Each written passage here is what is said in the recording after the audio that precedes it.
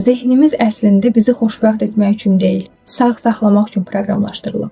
Və bu ikisi həmişə üst-üstə düşmür. Ona görə çox insan pis, amma tanış bir vəziyyəti, yaxşı, amma qeyri-müəyyən bir vəziyyətdən üstün tutur. Qeyri-müəyyənlik beyin üçün təhlükə ilə demək olar ki, eyni siqnalı yaradır. Nəticə əvvəlcədən bilinmirsə, bədən ehtiyat rejiminə keçir. Buna görə insanlar pis bir münasibətdə, köhnəlmiş vərdişlərdə qalmağa davam edir. Ona görə yox ki, xoşbəxtdir. Ona görə ki, nəticəni artıq əvvəlcədən bilir. Yeni yol isə daha yaxşı olsa belə naməlumdur və naməlumluq zehin üçün riskin özüdür. Bu iradəsizlik deyil əslində mənə görə. Sağ qalma məntiqinin müasir həyatda səhv tətbiqidir. Çünki 1000 illər əvvəl naməlum həqiqətən çox təhlükəli idi. Bugün isə naməlum sadəcə biraz fərqli ola bilər. Amma zehnimiz bu fərqi avtomatik harda edə bilmir. Köhnə proqramla işləməyə davam edir. Bunu biləndən sonra insan hər hansısa bir qərar anında özünə fərqli sual verməyə başlayır. Mən bundan çəkinirəm çünki bu həqiqətən pis qərardır, yoxsa sadəcə mən hələ onu tanımıram?